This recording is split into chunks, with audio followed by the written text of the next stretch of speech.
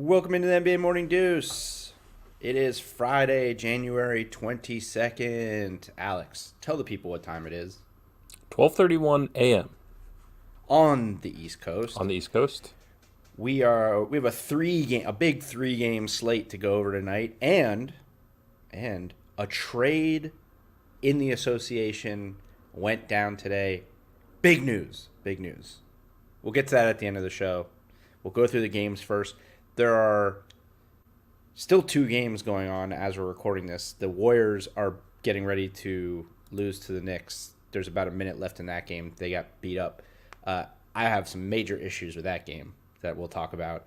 And the Pelicans, or the Jazz are up 11 on the Pelicans with about 6 minutes left in the fourth. So that should probably be done by the time we get to that game. But we'll start with the premier game of the night, the game that most people probably watched. The Lakers beat the Bucks 113-106, and I texted you during this game. And I said, we still take LeBron for granted. We take LeBron James for granted. Even us. Even as much as we've gushed over him and we've talked about him, how we think he's probably the best ever. The fact that, here's our guy. By the way, before we go any further, I saw this guy comment the other day, right? And I don't know who he is. He just must be a viewer. But Huckleberry262 says, "Love you guys, favorite podcast." I saw him comment that on another video. Huckleberry, appreciate it, man. Thanks, Huckleberry. Appreciate the love. Appreciate it. We're off to a much better start with comments tonight, so that's good. So I was thinking about this during the game as to what makes him the best ever. At least, look, you could go back and forth on the accomplishments, right? What makes a player, the championships and all that. I just mean just from a pure basketball player standpoint. His ability to change and adapt his game on a game-to-game basis based on what they need, right? So, if they need him to be a post player, he's going to be in the post. If they need him to knock down 6 threes like he did tonight, he's going to knock down 6 threes. If he's just got to distribute and get a triple-double and have 10 or 11 assists, there's not any facet of the NBA game that LeBron James is not great at. It's pretty absurd. And I think part of it's just fatigue. Part of it is that people don't like him. Part of it is that people don't want to admit that he's the best. And I think doing this show, because we cover every team and every game every night, I tend to not watch the Lakers as much because I kind of know what the Lakers are and I'm trying to get a better gauge for the rest of the league. But tonight, when there's only 3 games, it's sort of a treat to just have one game on at a time and it be LeBron and just watch him be the best basketball player on the planet. Because it's just, we probably don't talk about it enough, even though every time he plays we do mention it. But we kind of just gloss over it at this point because, he is what he is. But we're watching the best player probably in the history of the game in his 18th year. Probably be the MVP of the league and win his 5th champ. I mean, it's just, we're watching history and we just it's just what they do. I really think, taking it for granted is the best way to put it because he's just been doing it for so damn long. It's crazy. I'm trying to remember how old I was when he was drafted. I was it was 28 minus 17. 18, it was 18 years ago. Yeah, I was 10 or 11 years old, and he was excellent right away and has not stopped. It's kind of a joke. It really, all you can do is laugh at it in terms of just the sheer stamina of the guy. And every night, every single night, it is it's front page news if he doesn't hit double digits. It's unheard of. But he just rolls out there, 34 points tonight, 8 assists. They beat arguably the best team, one of the best teams in the East. But you're right, we really don't even blink until it's the playoffs, And then, for me personally, I'm constantly amazed every year in the playoffs. Geez, LeBron still got it. But if I was, a Lakers fan or a Heat fan, and watching him every single night, he just doesn't stop. He doesn't stop. Yeah. There's never been a play. I don't care what anyone says, right? There's never been the closest thing that there's been to a player who has all of the tools that could sort of adapt his game was Magic. But Magic couldn't do this because he couldn't shoot. He wasn't a shooter, and then there weren't really shooters like that back then. And that's why when he came in the league, people were like, "Oh, he's more like Magic than he is like MJ." Well, okay, yes, that's fair because of how well rounded his game is and how he does a little bit of everything. But he's also average, basically 30 a game for his career or whatever. Mm-hmm. Like, he's also one of the best scorers in the history of the game. It's just that he does so many things so well that people don't say he's a scorer. He's still one of the best scorers to ever play. I mean, he's still one of the best scorers ever. Mm-hmm. If you took all of the other skills away from him that he has, he'd just be one of the best scorers ever.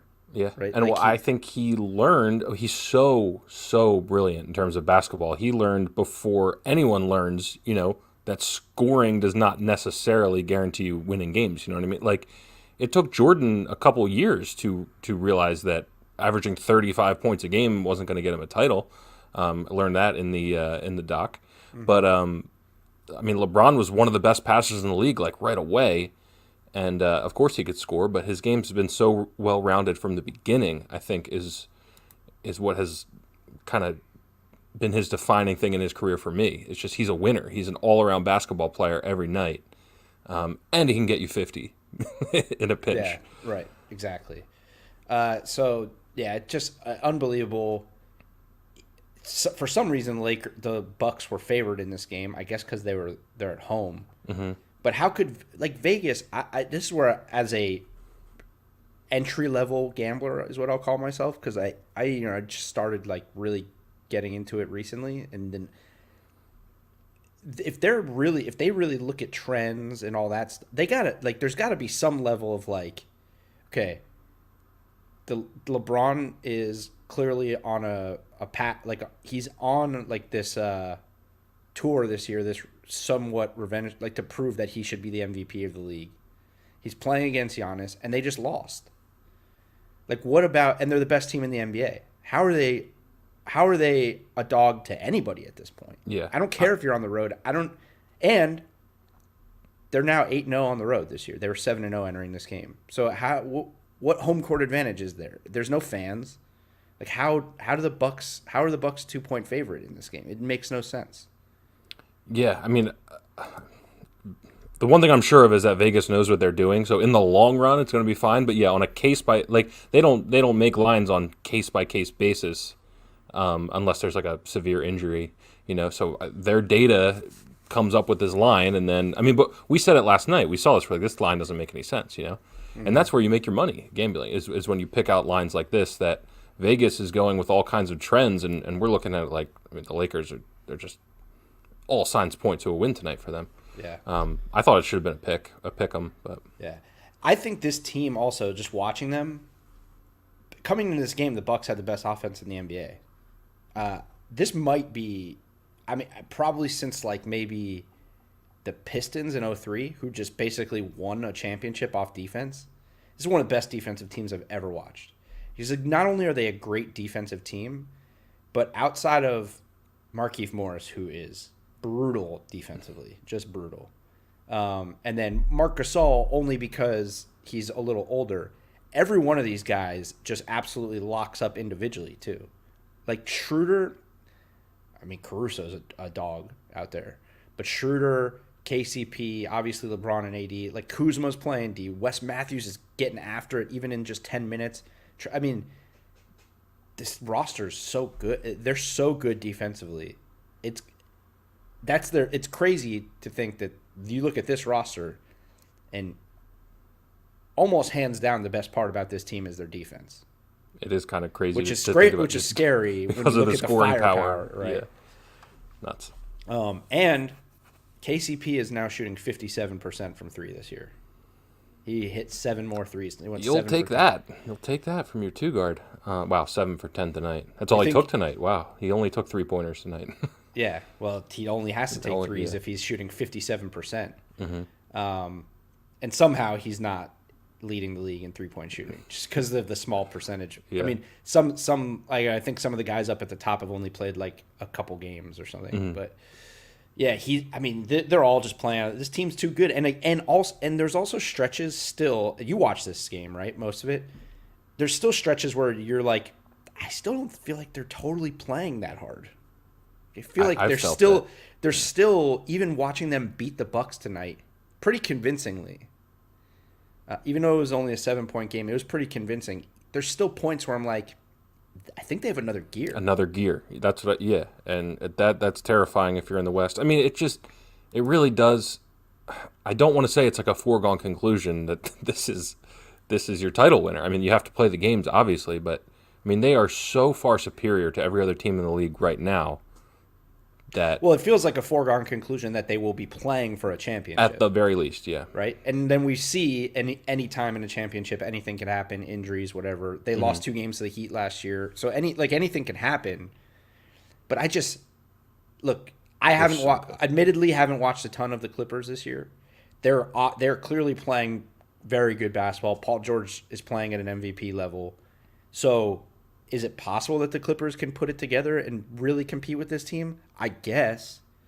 But I've seen the Clippers collapse even this year a few times. They're not deep, right? They lost some players. They're still figuring some stuff out with their bench. And then everybody else in the West, like there are good teams, but there's nobody that I think has a shot against this team in a 7-game series. Not in a 7-game series. They have no holes. They literally don't have any holes except for Markieff Morris's defense. Like, come on. Yeah, and eventually he probably just doesn't play because Right. he's only playing right now because it's the regular season. Mm-hmm. Eventually, they're not going to play that many guys, so it's pretty scary for the West. As far as the Bucks go, Giannis just, it's just like The thing that jumps out it's about a big Giannis, problem. It's we talk about it constantly, so it's nothing new. But just the inability to create his own shot and even to shoot. He airballed another mid-range jumper tonight. Like it's just, it's really tough. And then when you run up against a team like the Heat in the playoffs last year, or this Lakers team who know exactly how to guard him, it's not that they can't do anything. yeah. I mean, he has 25 points, but every bucket is so difficult and taxing. Yep. That's the other thing. It's like, I mean, he puts up points, but there's nothing easy out there for him. And that sort of style results tonight in 9 turnovers against a fantastic defensive team. Yep. And that's what you're going up against in the playoffs. I mean, And he should have only had 23, and I'll tell you because he shouldn't have gotten any free throws tonight. Both of the times he went to the line were charges. yeah, you texted me about that. And it may not be every game, but tonight, none of the charges that he got were actually charges. None of the fouls he got that should have been. I don't know what I'm saying. I think I'm saying this wrong. Every time he went to the line, it should have been a charge. He went to the line twice. They both should have been charges. He did get called for a flagrant foul on a charge when he went up. He did a Euro step and elbowed who was it? Trez in the face, and he got called. He caught like a flagrant one, I guess, because not intentional or anything like that, but still, just like his 9 turnovers. He fouled out. It's just they can't win. They can't win a championship. I'm convinced of that. I think we were pretty much there last year.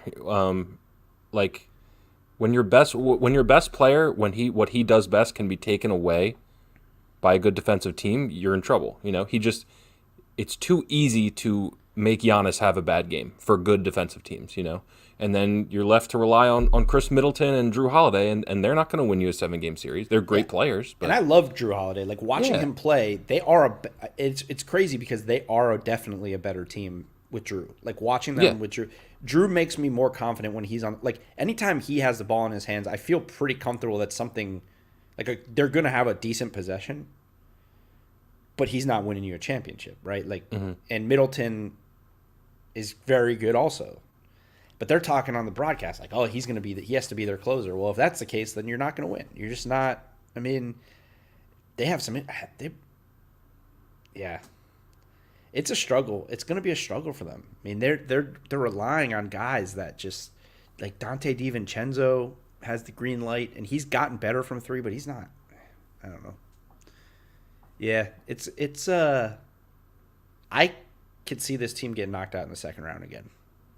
I could do it if they go up against a hot Celtics or the Heat are locked in Or any of again. these Like, teams. They could. yeah, I mean, They could lose. I could see them losing to any of the top 4 or 5 teams in mhm. the East in the And the second reason round. is because if you make Giannis have a bad series, you're going to win, and that's not that And the tough. blueprint is there. Yes. Watch the Raptors series 2 years ago. Watch this the Heat series last year. Watch them play the Lakers This tonight. game. The blueprint is there. Giannis is so one dimensional at this point. Teams are totally taking advantage of it, and it's getting to him too. And because I think like he's hovering around the 3-point line, he's trying to go ISO to prove he can do it. It seems like, which is not good. I mean, I credit to the Lakers defense, but still, I mean, it's the same thing. Like when I'm banging on your guy, Joel, like Giannis should never take a three ever. I don't care if he's slightly improved. I don't care about any of that shit. Like I don't care if they leave him wide open. If Giannis here, he's the back-to-back MVP of the league. He gets so many calls. If they're gonna play 10 feet off of you, just go right at a guy and get fouled, because you get a running start, and that's what Giannis is best at. Don't take an open three. If you literally, it takes him, what would you say, like 35 seconds to get that shot off? Like it takes forever. I thought I was gonna say it takes a half a second longer than pretty much everyone else in the league. It's crazy. Like there is a legitimate windup. It's a very bizarre looking shot, and it just at this point it needs to be completely overhauled. Like I know what you're saying in the sense that yeah he should never take a three. What really he needs to become a guy that can knock down threes at 33%. Like with where he is in the league, like the forefront of the league, the highest paid player in the league, he has to reach a point where he's league average from three, and it's Yeah, yes and no, because he's so good at everything else. Like I know, but once you take that away, then your I best player is understand not that, a factor. but I was saying this last year with Budenholzer. They never run any plays for him to post up. It is strange. They don't run cross screens. They don't run any like pick the picker actions. They don't run any of the things to get him posted up like on the block, where he's the most dominant player in the league, other than maybe Zion, who we'll talk about in a second. But it just they don't run. They run things to get him ISO'd, like on the wing or mid range, so he can go 1-on-1. I understand that because he gets by guys and he gets to the foul line. But instead of a lot of these possessions where he's hovering out around the 3-point line waiting to ISO, they can run some actions to get him posted up. He's a good enough passer that if he gets doubled, he can pass out. Like, but this has been my problem with Budenholzer from the beginning, and a lot of these coaches in the NBA. And I guess it's probably a player it's a coaching issue, player issue, however you want to call it. But like, I guess if Giannis wants to be a ball handler and a ISO player, how can you tell him no because he's a back-to-back MVP? But at the same time, got to do its best to win games. Right. This is not it. The other thing is like they're going to win a shitload of games in the regular season, but that's not necessarily maxing their potential out. Right. Yep. All right. Well, yeah. This seems like pretty indicative of what could potentially happen to them in the playoffs. Yeah. So we will see. Fuck. All right. We're closing in on this Warriors, Golden State rant that I cannot wait for. It's not even a rant. It's just okay. Warriors lose by 15 to the Knicks. I had texted you. I had a six leg parlay, I guess, tonight, and it hit 5 out of 6. I would have won $1,200. Let's be clear. That means a lot to us. That type of money is pretty big for us. Right? That's a stimulus check, brother.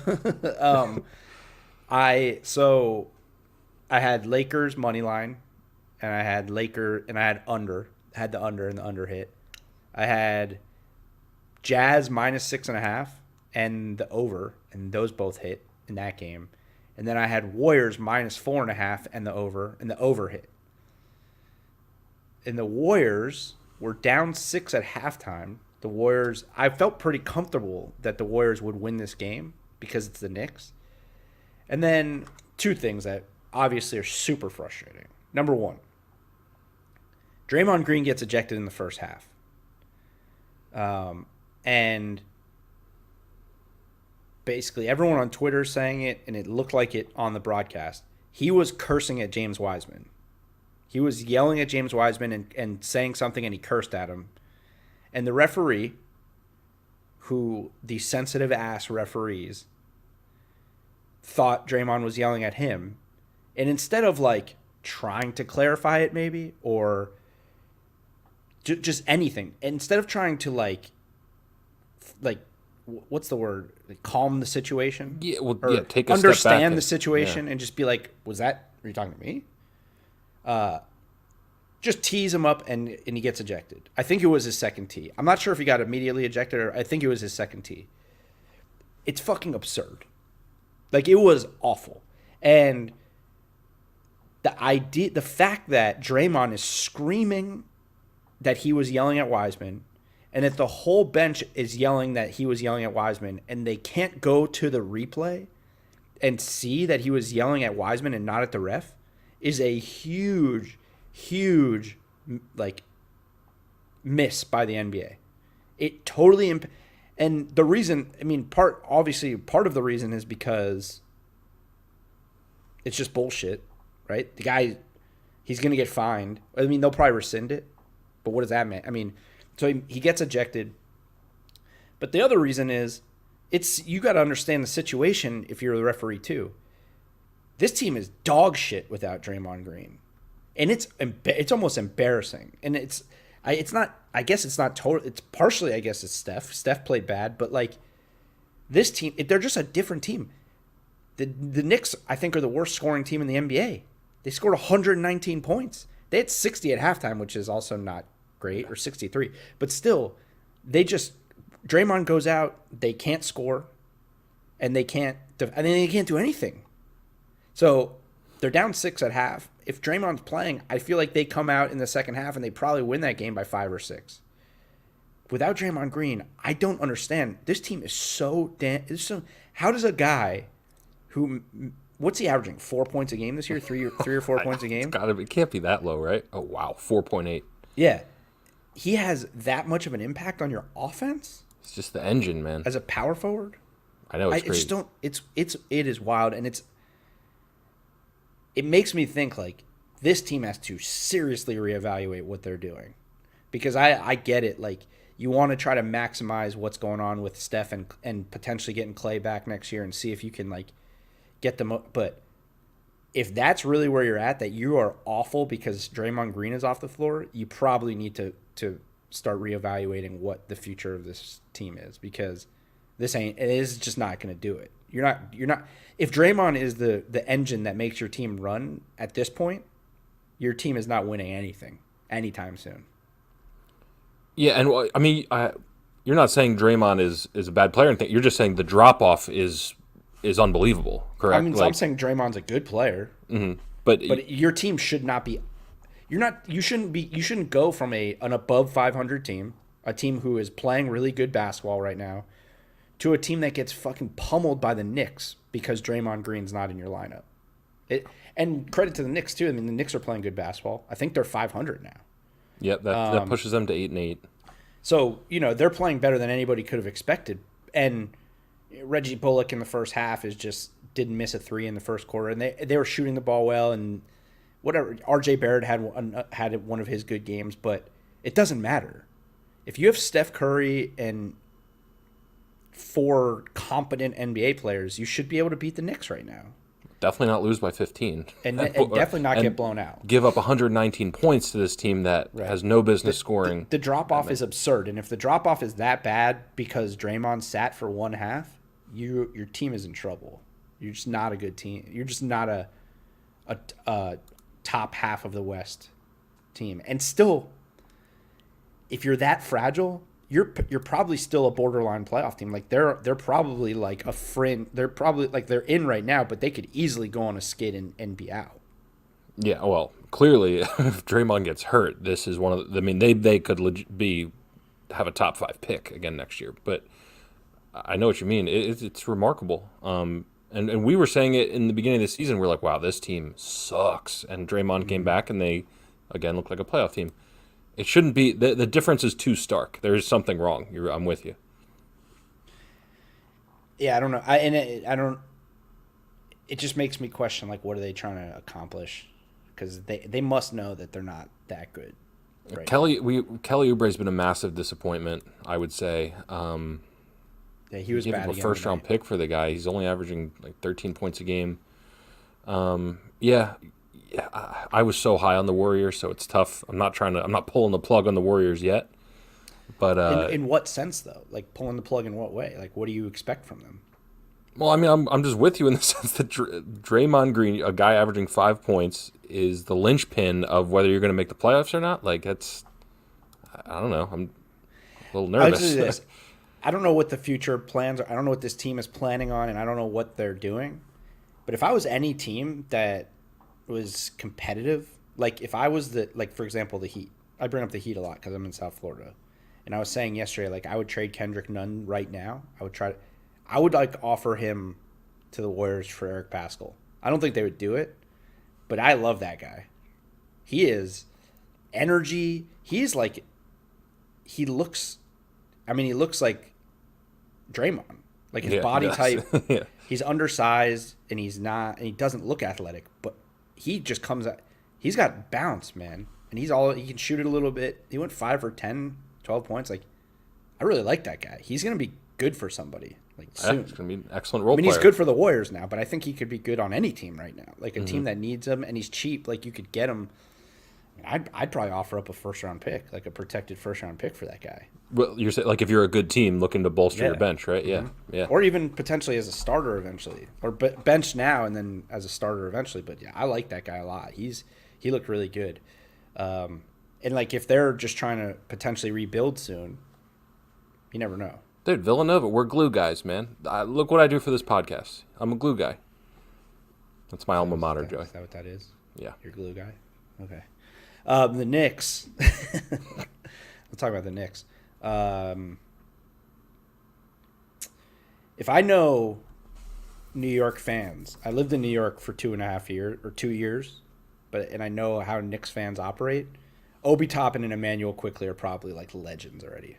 They're gonna live forever in New York, especially Obi Toppin. This guy, when he plays, he's like Blake. He's like Blake Griffin in his rookie year, not in terms of the stats, but the highlights. Every dunk he has is like top 10. Thunderous, It's I would say. but they look like Blake. Yeah. Like the way like when Blake was younger, when he was a rookie, Blake would just take off from like 2 steps outside of the paint and just glide, right? Like Sean Kemp, Blake Griffin, like those.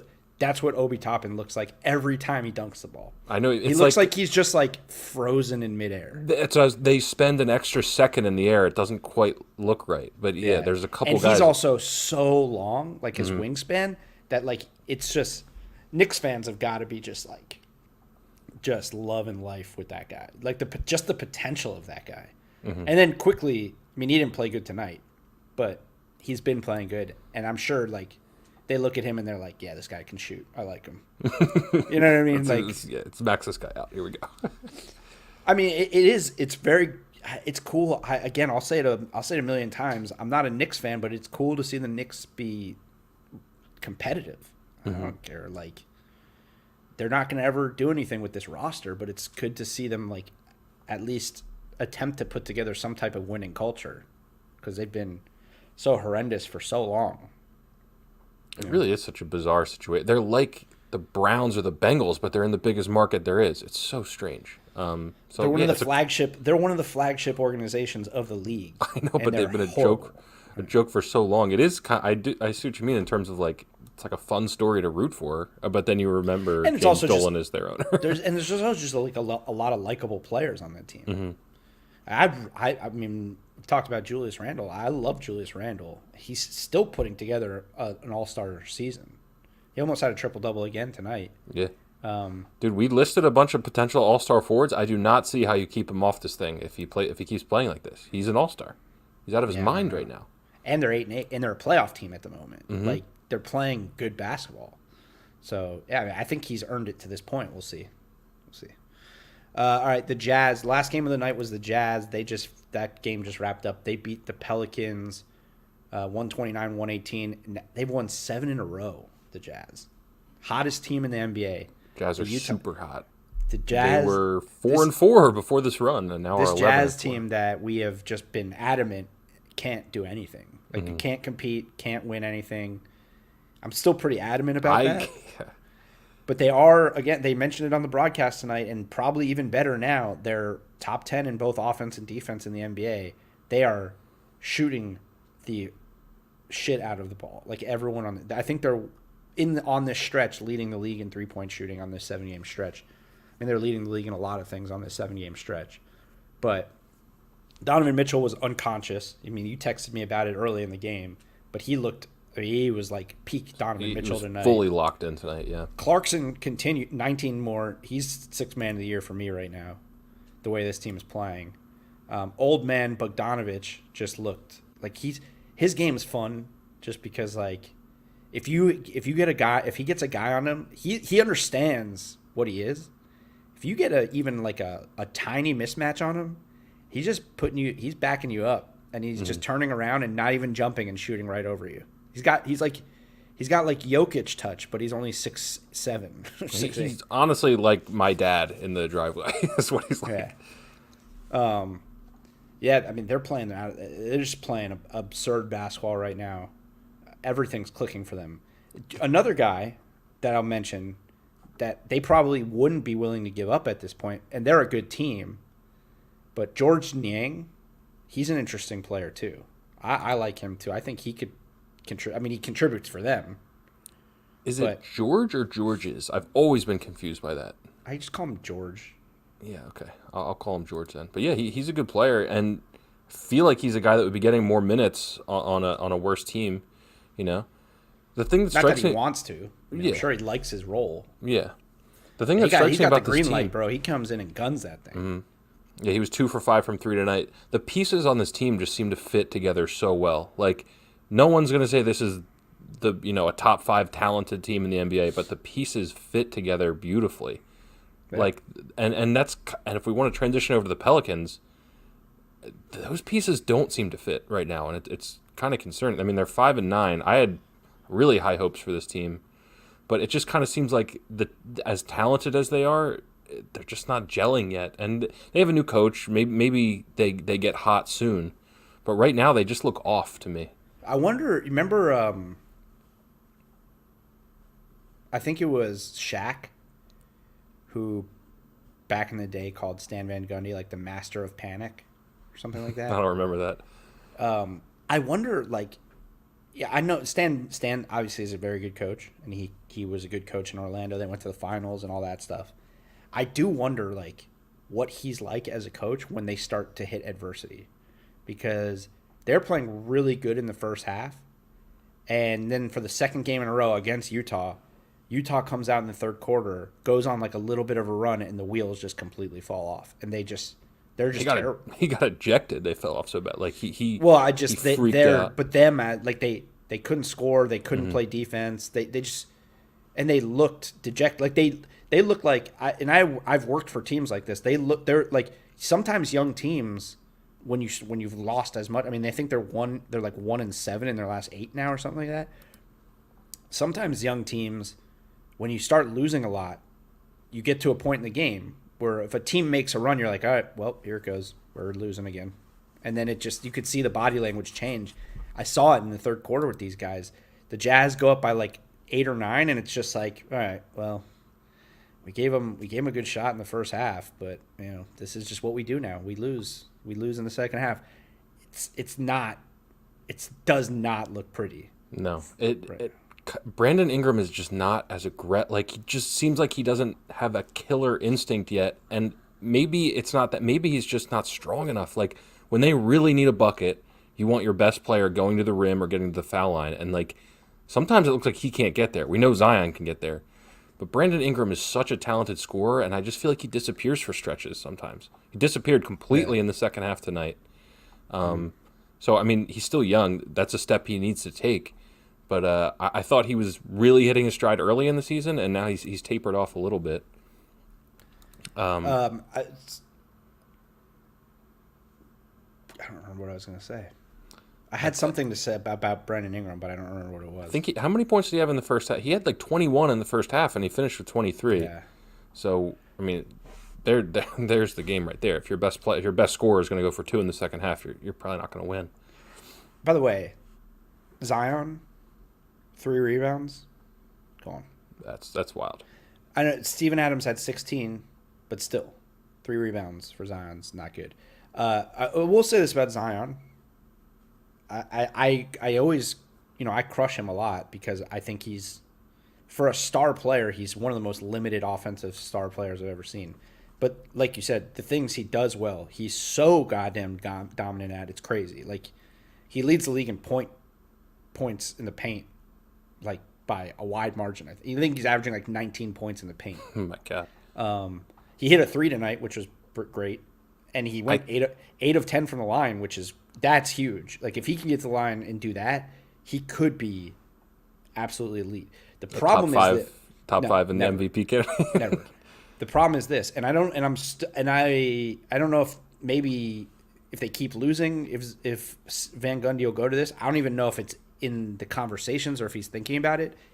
Zion Williamson's a center. Zion Williamson and Steven Adams playing together doesn't work. He needs to try it. They need to go and try it. Start Zion at the 5 and play 4 shooters around him. He's the best. He would be one of the best centers in the league right now.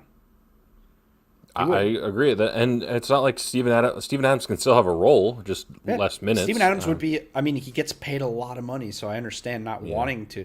But he would be the best one of the best backup centers in the NBA.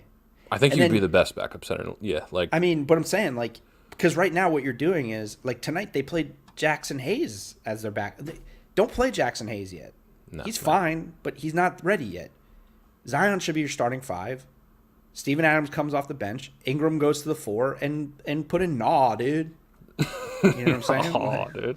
Or JJ, Like if one of your biggest problems right now is other than tonight, you can't get your offense going early in the games, put JJ Redick in. Have him start or bring in Nah to start. Like he fill it up too. But Zion and Steven Adams on the floor just doesn't make sense. And Zion he's just not a stretch 4, man. Or he's not the type of, I don't know.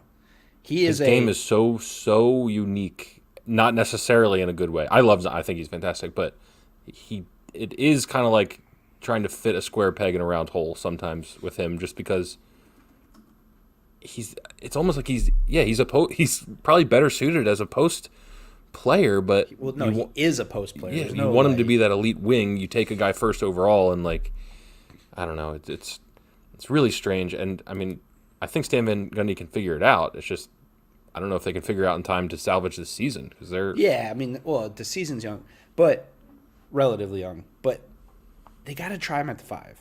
I think. I love that. Give it a shot. I love it. And plus, like, isn't that like what every team does now? Like they have that that small lineup where you put. But here's the thing: the difference between Zion being the center in a small lineup and any other like small forward being like it's not like Draymond, who is one of the best defensive players in the NBA, but Zion is the most athletic player maybe in the history of sports, right? So it doesn't matter that he's 6'6". Like he's truly a center. He's shorter, but he's so big and so strong. You're not really giving that much. And then if you are, just go zone sometimes. Like I feel like there's options there. It just the fit does not work. Particularly like you're starting basically 4 non-shooters with Brandon Ingram. Yeah. Lonzo is your second best shooter in your starting lineup. So and this is his best shooting season by we're not even totally sure he can sustain this. Right. So I mean, there's something's got to change. You can't. How can you? Of course, you're going to start slow. There's no offense there, and that's probably part of the reason why Ingram disappears because teams are locked in on him because they don't have to worry about other guys in that lineup. Zion can't do anything 1-on-1. Lonzo can't really do anything 1-on-1. He's okay. Obviously, Steven Adams ain't doing shit, and Eric Bledsoe's a bum. There it is. I agree. I think he stinks. We were talking about. I really, really wish they still had Drew Holiday, just because I like watching the Pelicans more than I like watching the Bucks. Yeah, it'd be very interesting. So yeah, I mean, they're probably gonna have to make some adjustments. We'll see what Stan can do, but I mean Zion is playing great, so I can't hate on him too much because he's playing really good basketball. But just they got to figure out if he's gonna be their guy, they got to figure out a way to make this lineup make more sense around him. All right, that's it for the games. There was a trade today. The Rockets traded a future second round pick for Kevin Porter Jr. Great trade for the Rockets. I mean, that is your ultimate swing for the fences, give up something that doesn't matter. Future protected second round pick. I mean, this is just he's got major upside. Like this kid can really play, but he's had problems since college. I mean, he had problems at USC. He had problems now in Cleveland. I think he's in the middle of facing gun charges or like an unregistered weapon or something. Well, no, but that's not why they got rid of him. No, I know. I'm just saying I think that's still going on right now. But yeah, they got rid of him because of that blow up in the locker room. Right. Yeah. So I don't know, but I guess like if you're sort of rebuilding and you want to take a shot, I do wonder if the guys on that roster are the guys to have Kevin Porter. Like, I don't know, just like Daniel House, noted rule breaker. Yeah. John Wall throwing up gang signs. I don't know. Just like, is it the best place? We'll see. Didn't even mention Boogie, although he's a good dude, but he's a Boogie's little out not there. A bad guy. He's out there though. Like Boogie's problem is has always been on the floor. I just mean in terms of guys that might help him be more responsible in his everyday life. You're probably Boogie. If anything, Boogie is the kind of guy who's like could probably teach him a thing or two about like dealing with the NBA. That's true because he's also been one of the most scrutinized players since he entered the league. Mm-hmm. And he's so cool. Like a young player is gonna be like, okay, like I'll listen. And I'll tell you this, Oladipo, I've heard is a weirdo. Like I don't know. We'll see. Christian Wood is obviously a pretty funny dude. Yeah, definitely. But that guy's just out to get his buckets right now. Like I don't know.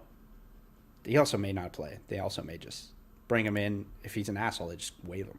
Mm-hmm. You know what I mean? It's a second round pick. They got 600 first round picks now. So yeah, who needs those second round picks? They got them for free essentially. Right. Very interesting melting pot in Houston right now is the takeaway. Yes. Yeah, we'll see how that goes. I wonder if he'll play. Like, I wonder if they'll just bring him in and play him.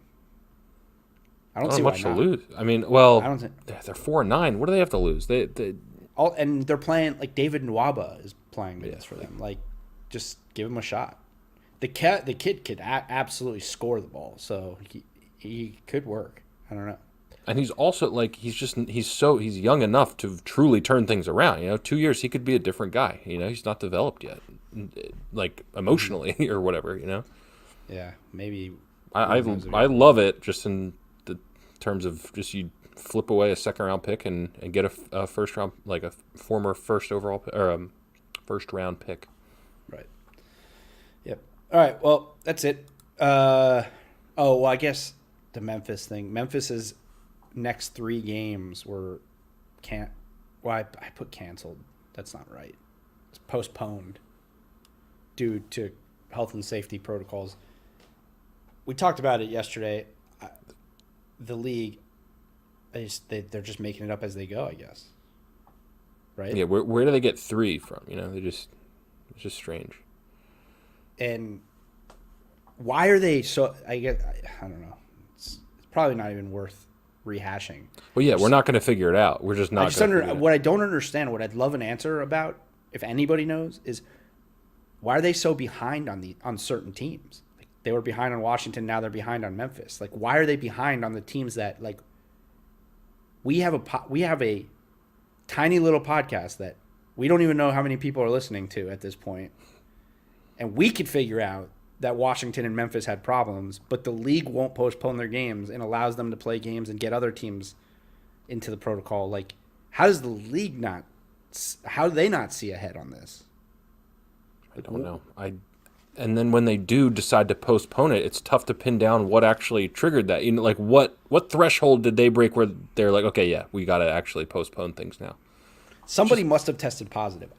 Because Woj had the report yesterday or the day before that 11 players have tested positive over the last week. Have you heard of anybody testing positive? No. They never announce who tests positive. They just say health and safety protocols.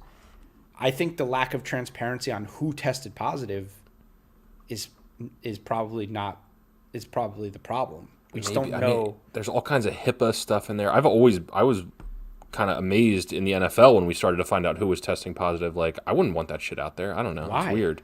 It's just It's weird. like getting the flu, dude. I mean, it's not like getting the flu. I didn't mean it like that. I'm just saying, like, it's not like I don't want to offend anybody, but it's not like you went and did something wrong.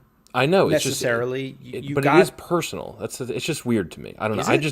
It kind of is to me. It's personal if you get COVID, it's personal. Like Kat of all the people who it would be personal to, Kat is one of them, and that guy announced it to the world. Yeah, but that's his decision. I'm saying I would just rather. I know, but it's not okay. Look, I'm not downplaying COVID, because obviously we know what it has done to society.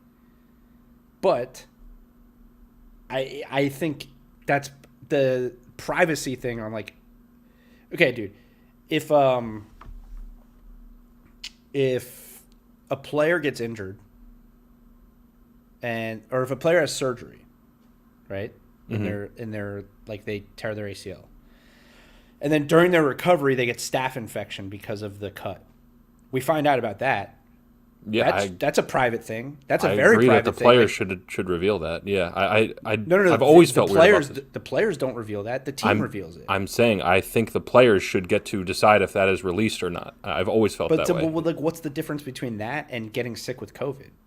I'm saying there is no. Why can't we know that who has COVID? Like, I don't understand. I'm saying we don't deserve to know the staph infection thing. I'm saying. Well, it's always been strange to me. But it does. I disagree because of this. Knowing who has COVID impacts the knowledge of how long certain, like, if you know that Jonas Valanciunas has COVID, you know he has a certain amount of time out, as opposed to the guys who are just contact tracing and potentially just missing one game. It does impact how, obviously, the league is not worried totally about gambling, but it impacts gambling. It impacts reporters. It impacts the way the league is covered. We don't know, like Jason Tatum, we're just going game by game. We don't know how long he's going to be out because we don't know if he's just contact tracing or he has COVID. If you just say he has COVID, he's going to be out X amount of games, boom, then we know. But they're leaving everything in the dark because they're not telling us who's doing what. They're just saying everyone's in the health and safety protocol. We just don't know. We don't know what's going on. And and what I don't understand is why. Why are they leaving everything so in these shades of gray instead of just letting the fans and the media know, like, here's exactly what's going on. Just be transparent. Here's what's going on. This guy has COVID. This guy was talking to him, so he's contact tracing. He's out for this long. He's out for this long. Boom. There we go. Instead, it's just like every day, postpone a game. We don't. We got to do. These guys are in the protocol, but we don't know what the protocol is. It's just, I don't understand the secrecy. I just think the in this circumstance, players deserve a certain amount of privacy. I just don't have a problem with us not knowing who has COVID and who doesn't. I mean, I think the league needs to know in order to make these decisions, but I don't. I'm just interested why you think like injuries and illnesses deserve privacy. Because I mean, it's personal. It's a personal thing to me. I don't think but they're not. But it's not like they're not. They're public figures.